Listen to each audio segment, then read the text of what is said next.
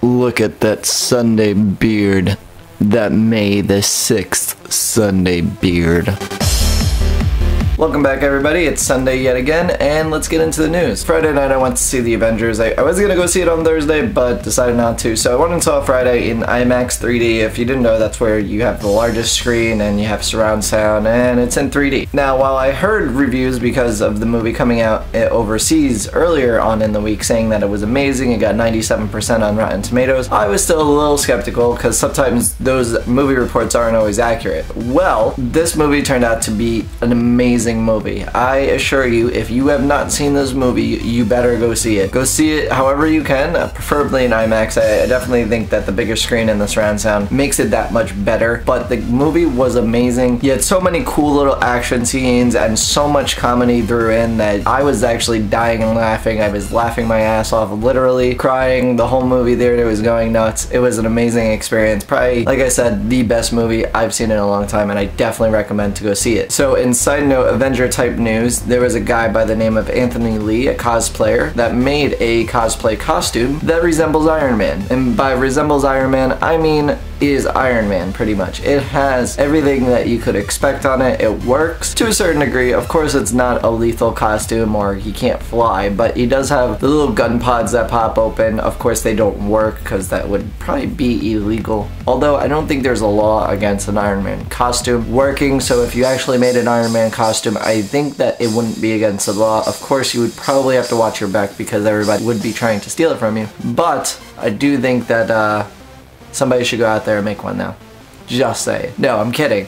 But the costume looks amazing. It's really cool, and I think you should go check it out. There's 2 videos on it. I'll link them both down below, and let's move on. Now, I'm sure there's a lot of you out there that know the game Draw Something, popular on both the Android and iOS operating systems. If you don't know what Draw Something is, it's basically a Pictionary game where you draw a picture, you send it to the other player, they try and guess it as you're drawing it, and then once they guess it or they get it wrong, they send you back a picture and you try and guess it, and so on and so forth to earn some golden stars, 1 to 3 depending on the difficulty of the picture. So back in March, it was bought by Zynga, the popular maker of Facebook games, for $210 million. Now that's not Instagram numbers, because of course Instagram was bought for $1 billion by Mark Zuckerberg, of course. But at that time, the game was seeing 3,000 drawings per second. So that was a lot of drawings. There was a lot of users at that time. At the beginning of April, there was 15 million users actively playing, of course. But 1 month later, we see a drop of 5 million users. That's 30% of their user base just gone. They're not playing anymore. You know why? Because the game got boring. There was only so many times that you could draw a Snooki or JWoww from the Jersey Shore. Me personally, I never got into the game. I thought it was a cool concept,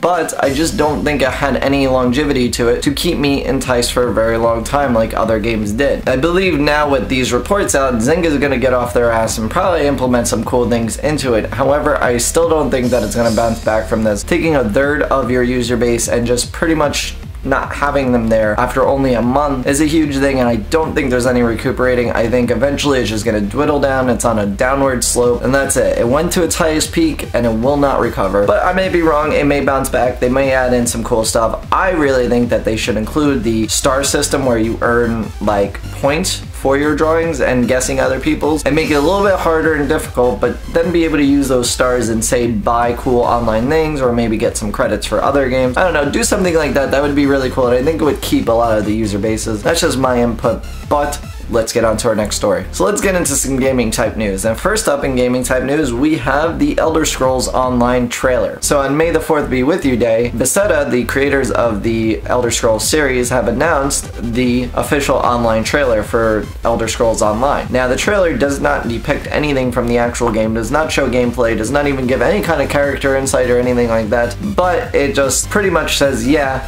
this is a thing finally. 4 years, I think 4 years in the making.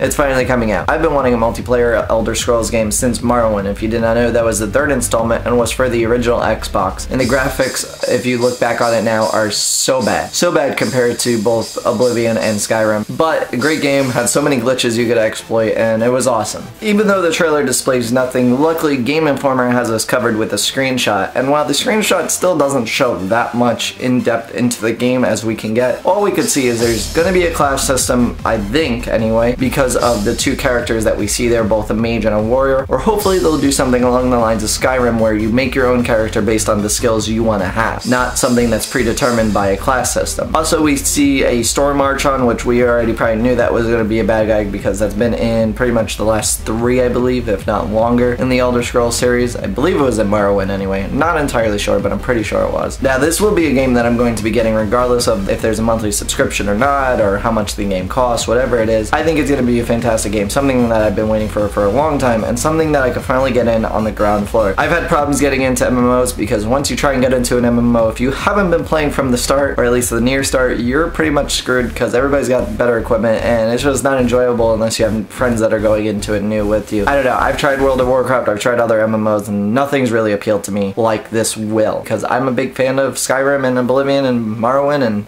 hopefully this will be the next best thing. So our next story, as you can see, the lighting has slightly changed. That's because the recording initially got messed up, and now it's about 4 hours later, so I had to re-record this part. But our next story comes from the Black Ops 2 trailer release, and there's also a documentary filmed with it. But let's get into it. Now, last week I said Black Ops 2, we had a release date, and that it was officially announced as a title, which will be out November 13th, 2012, or we didn't have any insight. But now with this gameplay trailer and the documentary, we see a little bit more into it. So from the trailer we could see that there's some kind of controllable droids that you can either control in the air or on the ground. Also a jet that you're able to pilot, it looks like, and some horseback riding. Now, this game looks amazing, but I'm not going to jump to any conclusions yet, because in the past I've automatically jumped to, yeah, the game will probably be awesome, they're probably going to fix a lot of the stuff that they fixed in the previous games, and not bring back any of the BS that was in the previous game. Well, I was always wrong.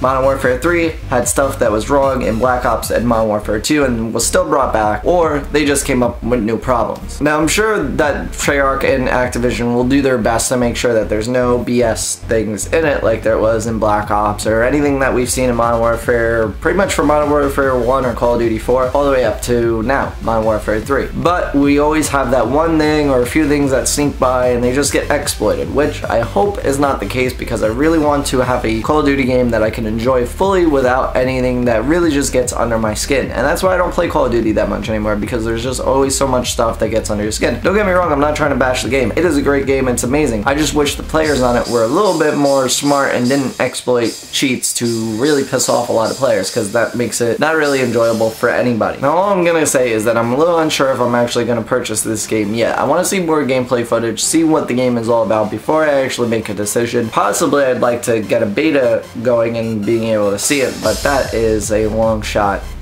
I would say, because they're probably not going to release a beta. They never release a beta, which kind of makes me angry. But that's the end of today's show, guys. Thank you so much for checking it out. If you want to leave any kind of input on any of the stories, questions, concerns, anything, leave it in the comment section below. If you enjoyed the video, please leave a like or a favorite. It really does show your support and helps us out so much. Well, us meaning me and you, because we gain a larger audience and more people to share these stories with. And if you're new to the channel, click the subscribe button right up there, and if you want to see last week's video, click right over there in the corner, and I will be seeing you guys next week. And check out the beard again. Boy, look at that beard.